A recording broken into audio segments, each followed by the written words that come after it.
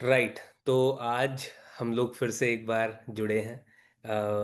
विकास भाई जुड़ रहे हैं पुणे से, इंडिया से।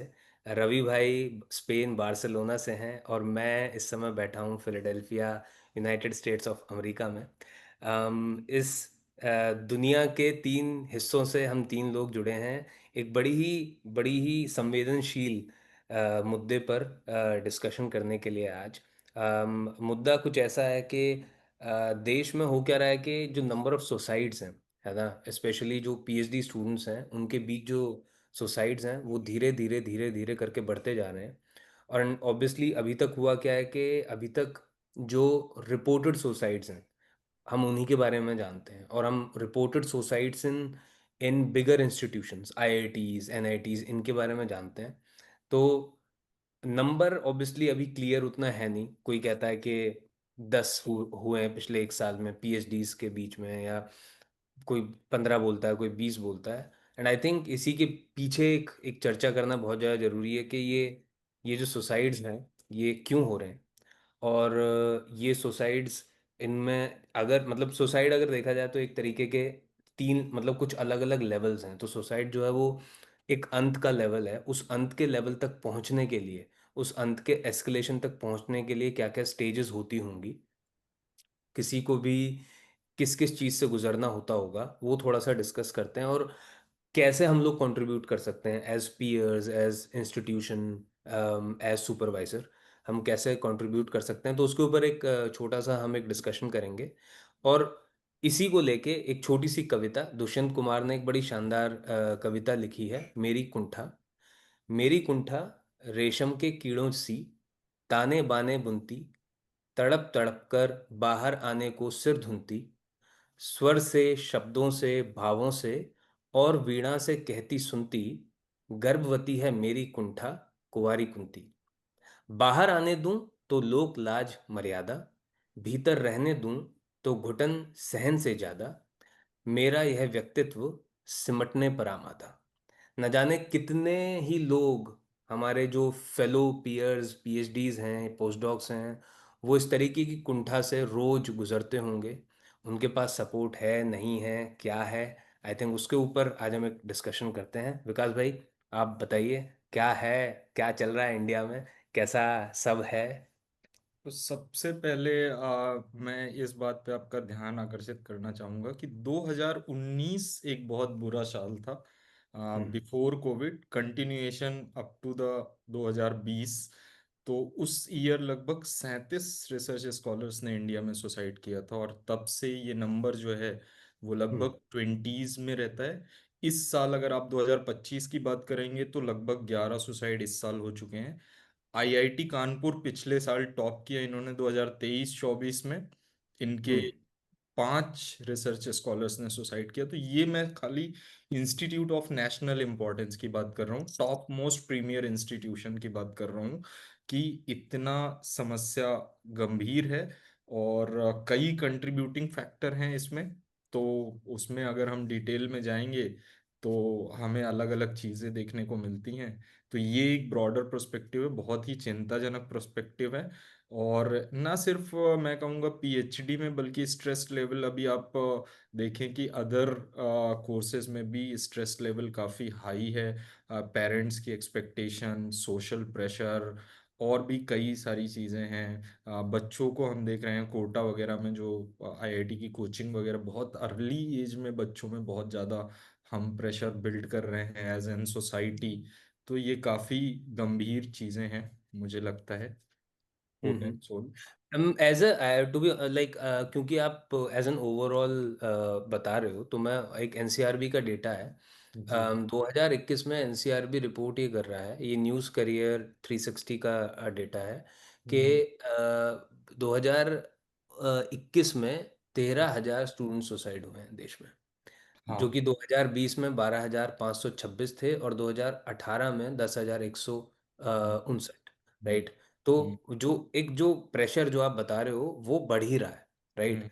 वो हम्म। ऑब्वियसली वो अलग अलग कारणों से अलग बढ़ता है। अलग जो कारणों से, जो छोटी यस। उम्र के बच्चे होते हैं, जो बीटेक या इन सब की तैयारी कर रहे होते हैं, उन सब में एक अलग कारण होता है। उन सब में वो एक कम्पिटिटिव चीज़ होती है, प्रेशर होता है कि भाई हमें परफॉर्म करना है।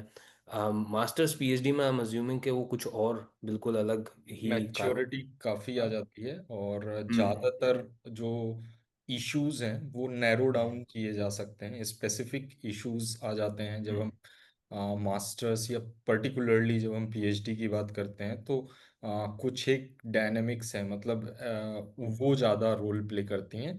आप सही हम्म बोल रहे हैं कि ये जो नंबर्स हैं 12,000 13,000 for students, they have multiple aspect, but when it hmm comes to PhD, there are certain specific aspect of it, definitely. तो इसमें आई थिंक सबसे पहले फिर एक बात यही करते हैं कि जैसा आप बोल रहे हो कि स्पेसिफिक मतलब बहुत सारे स्पेसिफिक एस्पेक्ट्स होते हैं, राइट?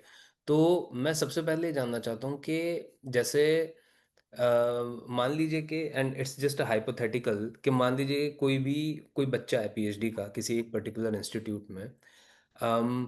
तो क्या वो मतलब वो पीयर प्रेशर होता है जिसको बच्चा झेल नहीं पाता, या वो सुपरवाइजर का प्रेशर होता है, या वो पब्लिकेशन का प्रेशर होता है, या घर से प्रेशर होता है कि भाई आप क्योंकि देखो by that time I think by PhD हर कोई आदमी 24-25 का होता है, और मतलब आदमी औरत जो भी, और हर किसी से अलग अलग अपेक्षाएं हैं, है ना हम्म। भाई?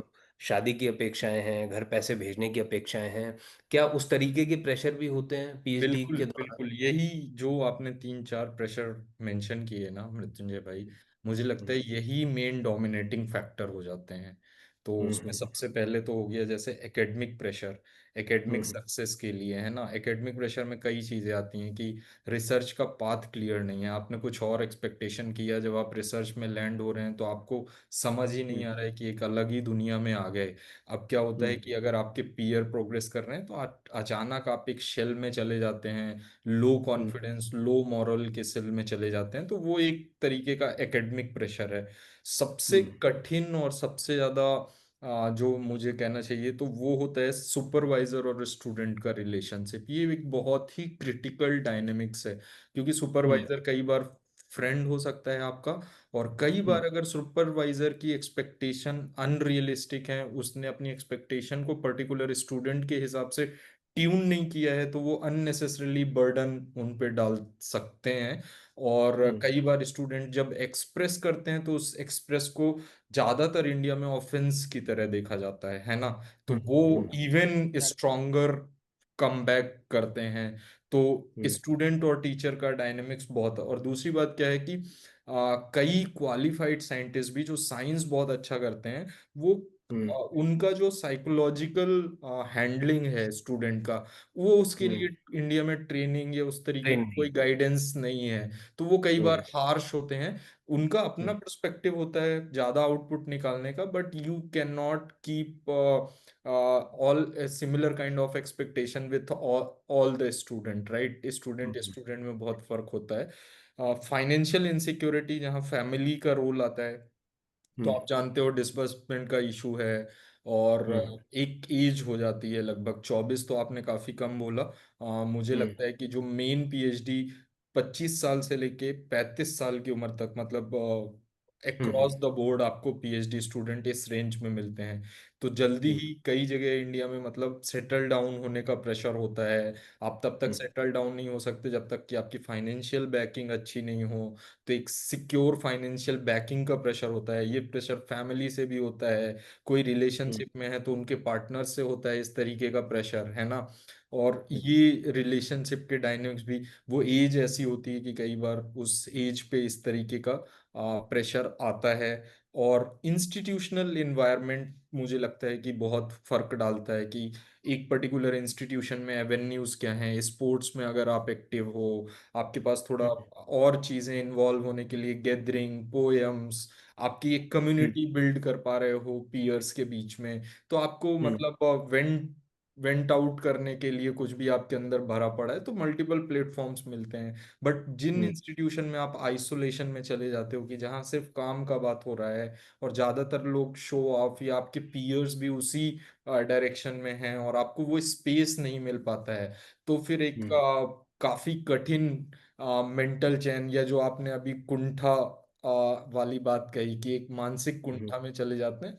और एक बार आप हम्म आप अगर मेंटल स्ट्रेस का शिकार हो गए, तो वो फिर हमारे इंडिया में प्रॉब्लम ये है कि मेंटल स्ट्रेस को एक्सेप्ट करना और उसको एज भाई अ प्रॉब्लम देखना कि ये एक हाँ। मेडिकल इशू है, वो हम्म। वो समझ ही नहीं है even though highly educated institution में, कि आपको उसके लिए प्रॉपर काउंसलिंग की जरूरत है, गाइडेंस की जरूरत है, जरूरत पड़े। हम्म। क्योंकि क्या होता है ना, मेंटल स्ट्रेस का मतलब सिर्फ सिर्फ ऐसा नहीं है कि आपके दिमाग में प्रेशर है, आपके बॉडी में कई बार हार्मोनल या कई बार केमिकल बिल्कुल। चेंजेस अकर करते हैं, बिल्कुल। जो आपकी हम्म। सिचुएशन को वर्स कर सकते हैं। और हम्म। कई तरीके की एसोसिएटेड प्रॉब्लम्स होती हैं।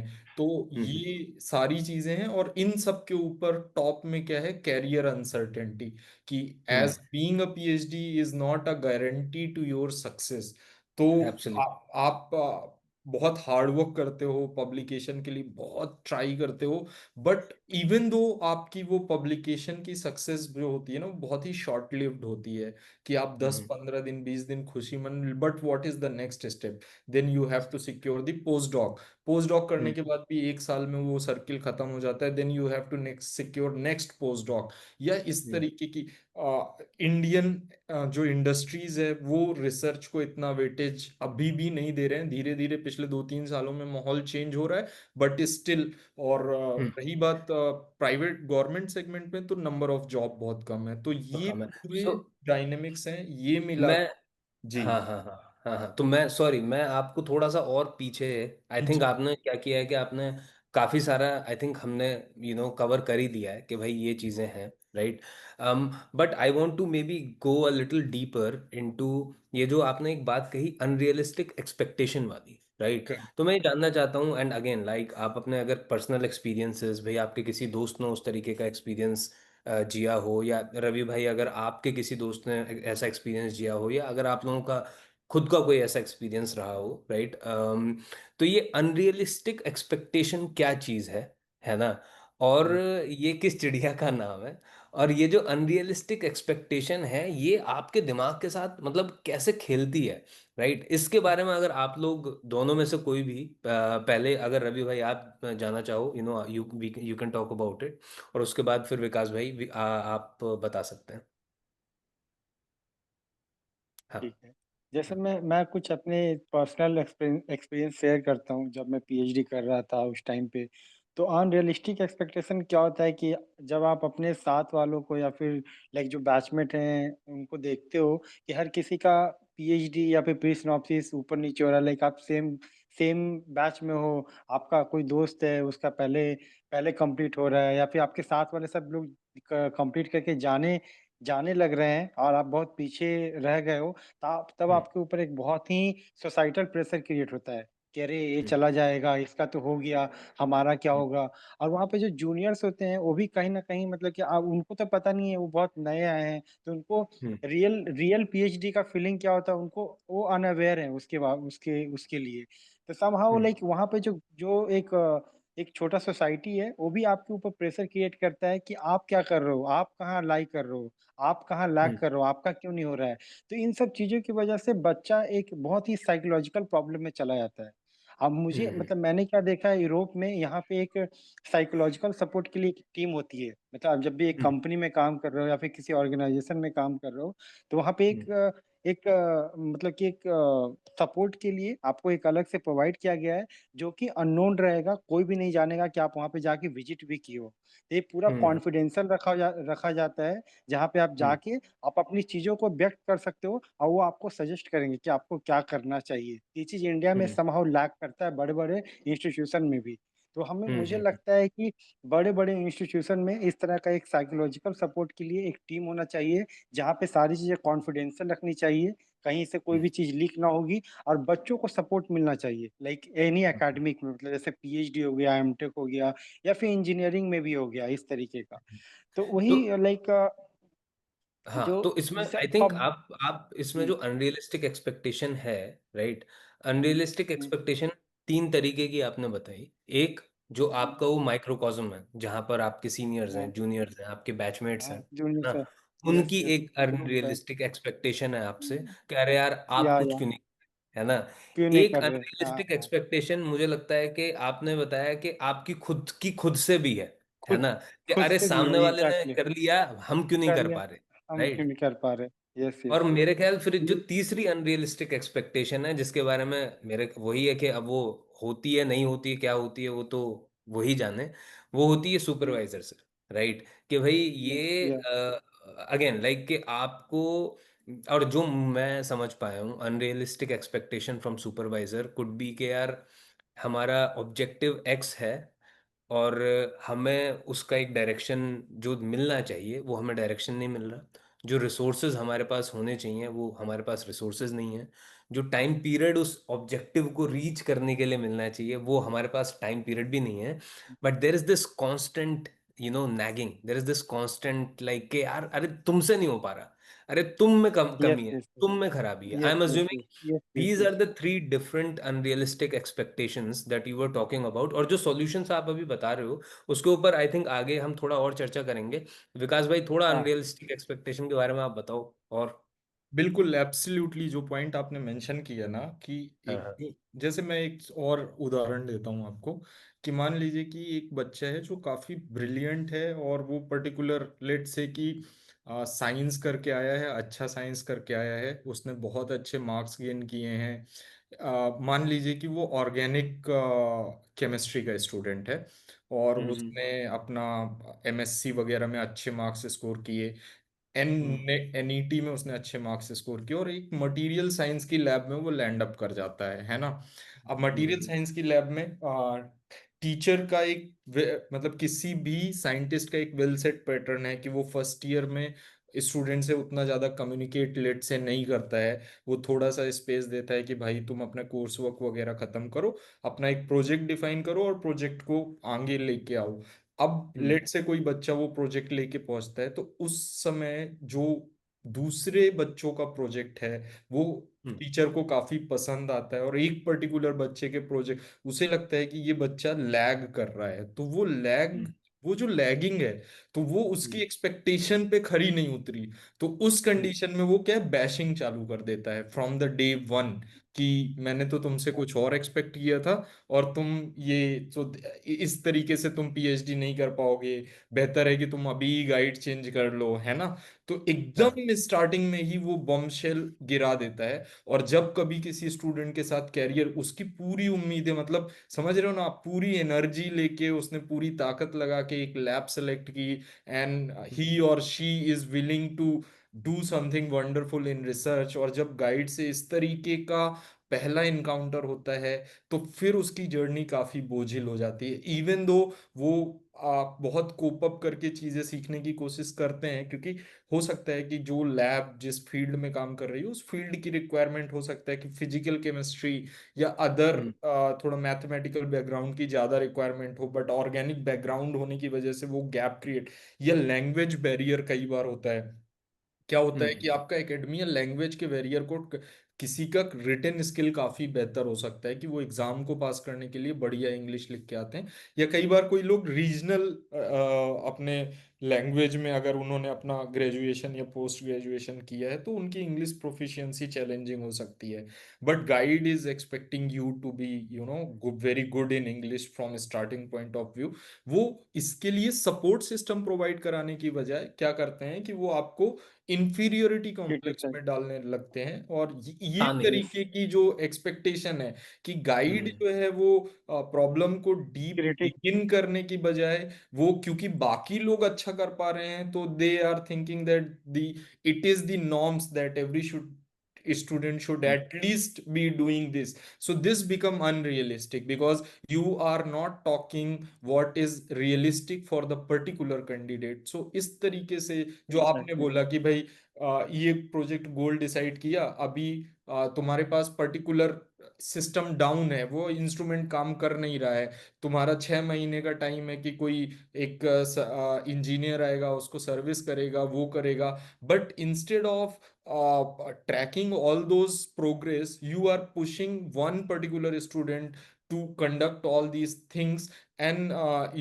reduce their timeline, somehow doing wonders. हम्म, तो it hmm, would not be very feasible. So इस तरीके की कई एक्सपेक्टेशन हो सकती हैं गाइड्स की, और जनरली रहती हैं। उसका रीजन हम्म। यही है कि गाइड कई बार उतना केयरफुली पर्सनल एट्रीब्यूट्स में ध्यान नहीं दे पाते, because they are not trained for it again, I that. Think या इसमें एक एग्जैक्टली और बड़ी एग्जैक्टली। इंपॉर्टेंट चीज। हाँ सॉरी रवि भाई, आप कुछ बोल रहे हो। नहीं नहीं, मतलब मैं विकास भाई के बात से सहमत हूँ कि वहाँ पे ट्रेनिंग की बहुत बड़ी ज़रूरत है। जैसे लाइक हम्म, ईच ईच सेमेस्टर, जैसे हम लोग को, जैसे पीएचडी स्टूडेंट्स को जैसे वो लोग को कोर्स हम्म, वर्क होता है, वैसे ही इंडिया में गाइडों को कैसे इन सब चीज़ों से डील करना चाहिए, उसके लिए कोर्स वर्क लाइक एक ट्रेनिंग मिलना हंड्रेड चाहिए, 4 days percent. 3 days like that.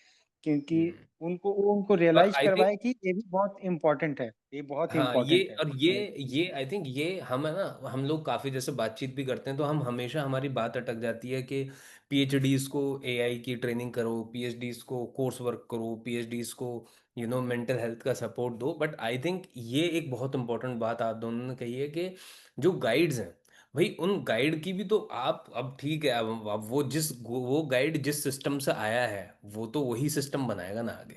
भाई उसको तो हम्म आपने सिखाया एबीसी है तो वो तो एबीसी करेगा, वो तो मतलब गाइड की भी। एंड ऑब्वियसली मैं ये नहीं कह रहा कि गाइड की कोई गलती नहीं होती है ना भाई, ये जरूरी नहीं है कि आप जिस सिस्टम से आए हो तो आप वैसे ही सब कुछ करो, आप सीख सकते हो है ना। सीखने के लिए and again as PhDs as researchers this is one responsibility जो हमारे साथ होनी चाहिए कि हम सीखते रहें। और आई थिंक गाइड्स के लिए आप लोग सही कह रहे हो कि ये होना चाहिए कि भाई एक सेंसिटाइजेशन टुवर्ड्स पीपल, राइट, कि भाई साहब या आदमी है वो, मतलब they are human being only, है ना। अगर आपकी कोई एक्सपेक्टेशन है भी तो क्लियरली बताओ।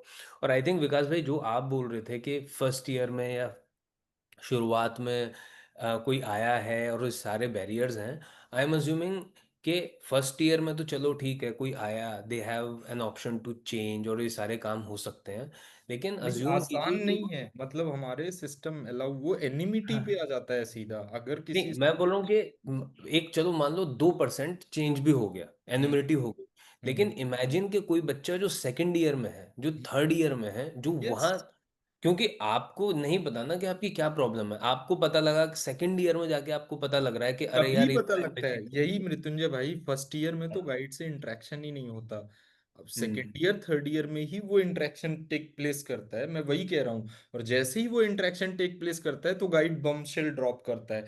तब हम्म, स्टूडेंट को रियलाइज होता है कि यार, जो मैं एक्सपेक्ट कर रहा था इस लैब से, वो तो हम्म, आगे होने, मतलब मेरे ऊपर तो ये कंसिस्टेंट प्रेशर रहता है। वही, हम्म, अगर यही चीजें फर्स्ट, आप सही बोल रहे हो कि फर्स्ट ईयर एकदम एकदम स्टार्टिंग में अगर स्टूडेंट को क्लियर हो जाए तो फिर भी उसको ऑप्शन रहता है। बट जनरली क्या होता है कि पहले साल में ज्यादातर बच्चे इंगेज रहते हैं either course work, even IITs में तो, और लेटर ऑन गाइड से अच्छा इंटरेक्शन होता है। थोड़ा बहुत हम्म, इंटरेक्शन जो हुआ भी तो जनरली सीनियर्स के थ्रू होता है कुछ लैब्स में। हम्म, तो वो हम्म, वन एंड वन ऑन जो अच्छा इंटरेक्शन होना चाहिए, वो थोड़ा टाइम लेता है। और जब वो लेता है, अकर करता है तो फिर एक्चुअल डायनेमिक्स निकल के आते हैं कि गाइड और बिल्कुल। और आई थिंक उस समय तक फिर बहुत लेट भी हो जाता होगा। लेट हो जाते हैं। भाई यस। जो आदमी घुट रहा है और जो साल 1.5 साल 2 साल घुटता जा रहा है वो मतलब, एंड अगेन जो भी हम लोग बात कर रहे हैं उससे हम लोग सिर्फ ये बात ये करना चाह रहे हैं कि क्या क्या कारण हो सकते हैं, है ना। कोई भी इस तरीके का कदम कोई भी उठाता है, देखो मतलब पर्सनली आई फील के वो गलत तो है ना, लेकिन उसकी जो कंडीशंस उसके लिए जो बनाई जा रही हैं वो और भी गलत है। तो वो कंडीशंस तो एग्जैक्टली बिल्कुल नहीं एग्जैक्टली। बननी चाहिए, है ना। Yes. I think and again like ये हमारा 30-40 मिनट्स का एक डिस्कशन है, तो इस डिस्कशन से भी कुछ बदलेगा ये भी मैं कोई उम्मीद नहीं रखता, लेकिन फिर भी बिकॉज हम लोग एक डिस्कशन कर रहे हैं और उसका एक निष्कर्ष भी होना चाहिए, तो मैं आप दोनों से जानना चाहता हूँ कि क्या क्या लगता है आप लोगों को कि क्या क्या मतलब सॉल्यूशंस हो सकते हैं, राइट। कि भाई मतलब कौन कौन से डायरेक्शन में हम लोग, ऑब्वियसली एक सेंसिटाइजेशन वाली बात तो है ही, है ना, कि एक सेंसिटाइजेशन होना चाहिए, बट उसके अलावा और क्या किया जा सकता है, या क्या ऑलरेडी कोई इस तरीके का काम कर रहा है या कोई कर ही नहीं रहा, कोई इस बारे में सोच ही नहीं रहा, है ना। तो उस बारे में एक डिस्कस कर लेते हैं, रवि भाई आपसे ही शुरू कर लेते हैं, है ना, कि भाई क्या क्या आपको लगता है कि होना चाहिए, एंड देन विकास भाई आप, and then I can do the conclusion. मतलब लाइक गवर्नमेंट लेवल पे, लाइक इंस्टीट्यूशन लेवल पे, या फिर लाइक आपको किस? जो लेवल पे सही लगे बताना कि भाई ये हम्म, आपका पॉइंट ऑफ व्यू अच्छा। है, बिकॉज आई एम अज्यूमिंग कि ओके। आपने फिर ये देखा है ना, काफी हम्म। करीब से। तो उस समय क्या जी। चाहिए होगा, है ना, हम्म। या क्या होना हाँ। चाहिए था। आई थिंक उस पॉइंट ऑफ व्यू यस से यस। अगर आप बता सको तो। ठीक है। एक तो मुझे लगता है कि इंडिया का जो पीएचडी का करिकुलम है वो 5 इयर्स का है। तो हम्म 5 इयर्स में जो बच्चे आते हैं उनका कुछ जो इनिशियल जो बच्चे ज्वाइन करते हैं पीएचडी में, बहुत सारे लोगों का रिसर्च बैकग्राउंड नहीं होता है, वो जस्ट एमएससी करके कंप्लीट करके एग्जाम पास हम्म करके आते हैं। तो उनको हम्म रिसर्च का एबीसीडी भी नहीं पता कि क्या चलता है, क्योंकि इंडिया में बहुत सारे यूनिवर्सिटी ऐसे हैं जहाँ पे लैब प्रॉपरली वर्क भी नहीं करते। तो हम्म उनके आने के बाद मैंने एक चीज़ बहुत करीब से नोटिस किया है, जिसमें मैं 2-3 बड़े-बड़े इंस्टीट्यूट में बहुत टाइम से रहा हूँ, अपना कोर्स कंप्लीट किया हूँ, एकेडमिक कंप्लीट किया हूँ। तो मुझे समहाउ दिखा है कि एक बहुत बड़ा प्रॉब्लम है एग्जिट, पीएचडी का एग्जिट जो होता है ना, लाइक कहीं पे बच्चा अगर चला गया है तो वो वहीं पे बाइंड हो गया है, वो वहाँ से कहीं नहीं जा सकता है। अगर उसको हम्म उस टॉपिक पे इंटरेस्ट नहीं भी आ रहा है और वो चेंज करना चाह रहा है किसी और लैब में, तो एग्जिट हम्म प्रोसेस बहुत ही कॉम्प्लेक्स है।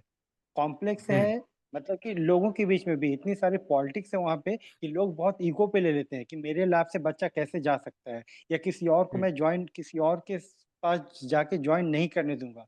जो कि एक बहुत हम्म बड़ा प्रॉब्लम है, एक इंडियन जो माइंडसेट है, ईगो प्रॉब्लम, वो बहुत बड़ा हम्म यहाँ पे इशू है। इसकी वजह से कुछ बच्चे सफर करते रह जाते हैं और वो किसी से कुछ कर भी नहीं पाते, क्योंकि बहुत ही हेल्पलेस है, कोई उनको सपोर्ट करने वाला नहीं है।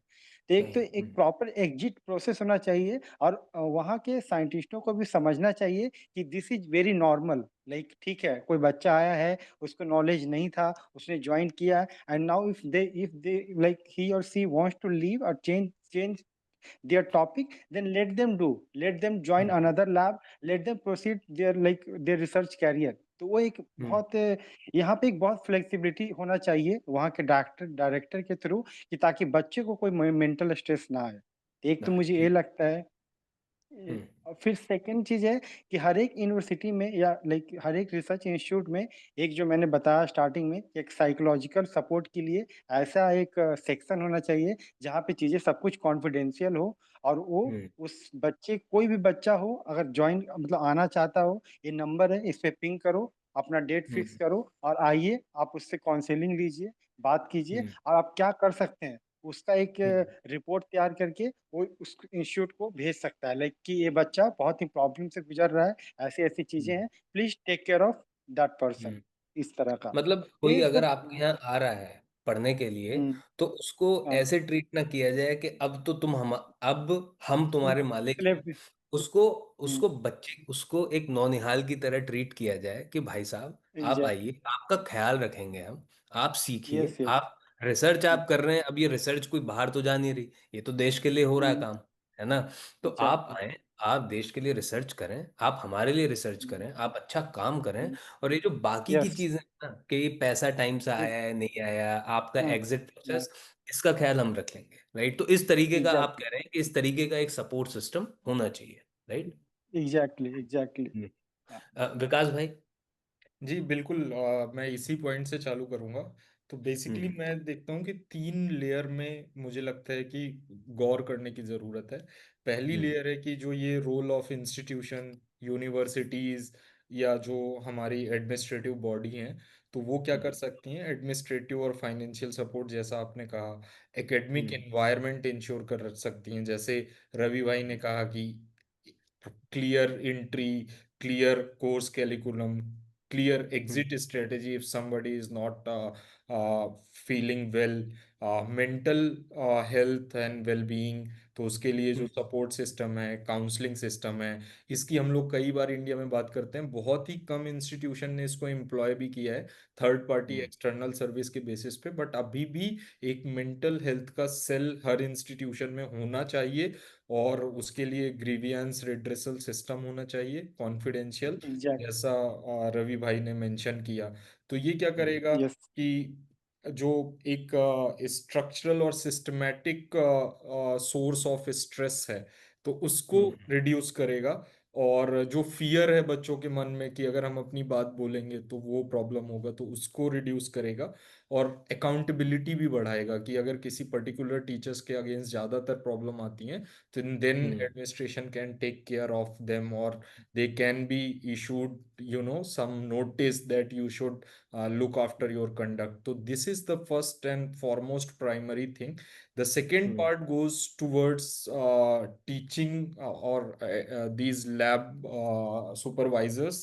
So hmm. they need to maintain their conduct in the lab. They need clear communication with the student. They need to hmm. get down their problems, and there should be proper. And for that, I think they are lacking all these things because they are not trained for it. So there should be exact. proper training mechanism for effective mentorship, open communication, support hmm. career yes. planning, hmm. recognize क्या, मतलब कोई student अगर isolated behave कर रहा है या थोड़ा lab में कंफर्टेबल नहीं है, या तो उसको रिकॉग्नाइज करके उसको रीच आउट करने का एक जो सेंस होता है वो बिल्ड होना चाहिए सुपरवाइजर्स में। That can really do wonders if these kind of changes are occurring in supervisors also.